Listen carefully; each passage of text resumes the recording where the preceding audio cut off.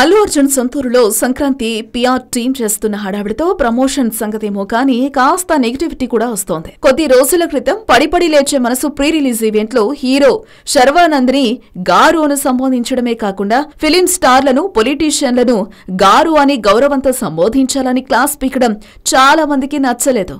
గారుపై భారీగానే ట్రోలింగ్ జరిగింది. తాజాగా బన్నీ సంక్రాంతి జరుపుకోవడానికి తన కుటుంబంతో పాటుగా పాలకొల్లు వెళ్లాడు. అక్కడ ఫ్యాన్స్ హంగామా, ర్యాలీలు, ఆ ఫోటోలతో సోషల్ మీడియాలో హంగామా చూసిన వారు సంక్రాంతికి వెళ్లాడా లేక రాజకీయ యాత్రకు వెళ్లాడా అని ఓపెన్ గానే సెటైర్లు వేస్తున్నారు. ఇవి చాలదన్నట్లు సంక్రాంతి రోజున అందరికీ సంక్రాంతి శుభాకాంక్షలు తెలుపుతూ ఒక ట్వీట్ చేశాడు. కానీ కొద్ది గంటల తర్వాత అదే ట్వీట్ ను మళ్లీ రిపీట్ చేసి ఆ ట్వీట్ తో పాటుగా ఒక ఫోటో కూడా షేర్ చేశాడు. ఆ ఫోటోలో బన్నీ భారీగా పోగైన జనాలను ఉద్దేశించి మాట్లాడుతున్నాడు. చేతిలో ఒక మైక్ ఉంది. జనాల మధ్యలో ఒక పోస్టర్ ఉంది. ఆ పోస్టర్ లో ఒక అభిమాని తన గుండెల్లో బన్నీ ఉన్నట్టుగా డిజైన్ చేశారు. ఆ పోస్టర్ కు టైటిల్ నా దేవుడు అని ఉంది.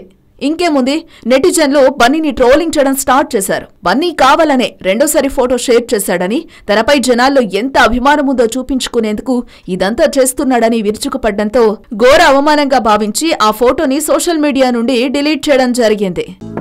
హలో, మిమ్మల్నే యోయో టీవీ యాప్ డౌన్లోడ్ చేసుకున్నారా? ఇంకా లేదా? మీ యాప్ స్టోర్ కి వెళ్ళి వెంటనే డౌన్లోడ్ చేసుకోండి.